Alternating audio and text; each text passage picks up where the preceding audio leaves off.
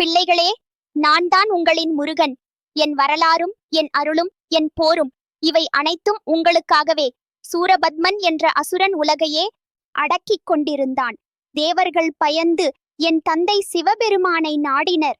அப்பொழுது என் தந்தை சிவபெருமான் தன் நெற்றிக்கண் அந்த மூன்றாவது கணத்தில் இருந்து ஒரு ஞான தீப்பொறியை வெளிப்படுத்தினார்.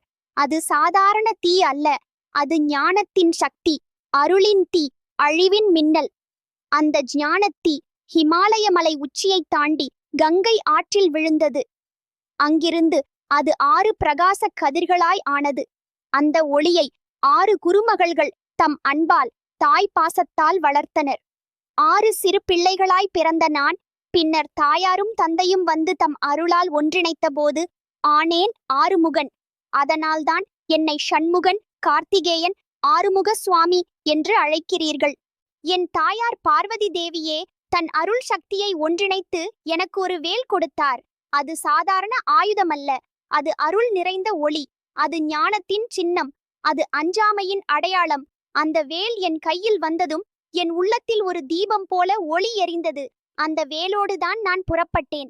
தேவர்கள் அனைவரும் என்னை நோக்கி, ஓம் முருகா, நீயே எங்கள் நம்பிக்கை, நாங்கள் அஞ்சுகிறோம். ஆனால் உன் முகத்தை பார்த்தவுடன் நம்பிக்கை நமக்குள் உயிர் பிடிக்கிறது, எங்களை காப்பாற்று என்று வேண்டினர். நான் சிரித்தேன்.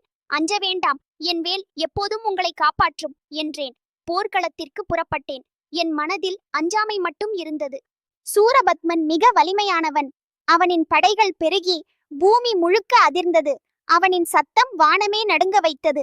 ஆனால் நான் அமைதியாகவே இருந்தேன். ஏனெனில் என் உள்ளத்தில் என் தாயாரின் அருள், என் தந்தையின் ஞானம், என் வேலின் ஒளி இருந்தது. அவன் முதலில் தனது மாயை சக்தியால் பல உருவங்களில் மாறினான்.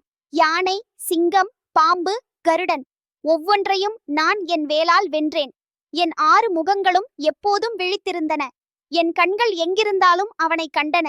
அவன் படைகள் விழுந்தன, அவனின் மந்திரங்கள் அழிந்தன. கடைசியில் சூரபத்மன் மிகப்பெரிய அசுர உருவம் எடுத்து, முருகா, உன்னை வெல்லாமல் நான் விடமாட்டேன் என்று சத்தமிட்டான். அப்போது நான் சிரித்தேன். சூரபத்மா, நீ என்னை வெல்ல வந்தாயா? இல்லை, நீ என் அருளை பெற வந்திருக்கிறாய். என் வேல் உன்னை அழிக்க அல்ல, உன்னை அருள் புரியத்தான் வந்துள்ளது என்றேன். என் வேல் அவனை தாக்கியது. அவன் விழுந்தான். ஆனால் அவன் பக்தியோடு சரணடைந்து, ஓம் முருகா, என்னை அருள் புரி, நான் உன் அடியனாக வர விரும்புகிறேன் என்றான். நான் அவனை நோக்கி, உன் அகம்பாவம் அழிந்துவிட்டது, உன் உள்ளம் பக்தியால் நிறைந்துவிட்டது. ஆகவே உன்னை அழிக்க மாட்டேன். உன் 2 உருவங்களையும் என் அடையாளமாக மாற்றுகிறேன். ஒன்றை மயிலாக்குகிறேன், அது என் வாகனமாக இருக்கும். மற்றொன்றை சேவலாக்குகிறேன், அது என் கொடியின் குறியீடாக இருக்கும். அந்த நாளிலிருந்து என் மயில் என் வாகனமாய், என் சேவல் என் கொடியின் குறியீடாக ஆனது. பிள்ளைகளே, என் வரலாறு வெறும் போர்க்கதை அல்ல, அது ஒரு பாடம். பாடம் என்னவென்றால், அகம்பாவி எவராயினும் விழுவான், அஞ்சாமை உடையவன் எப்போதும் வெல்வான். பக்தியோடு சரணடைந்தால் அருள் எப்போதும் கிடைக்கும். நான் முருகன், உங்கள் தைரியத்திலும் உங்கள் நம்பிக்கையிலும் உங்கள் சிரிப்பிலும் இருக்கிறேன்.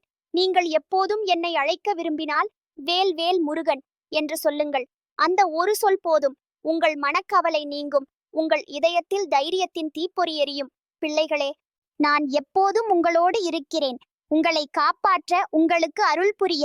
வேல் அருளோடு முருகன் எப்போதும் உங்களோடுதான்.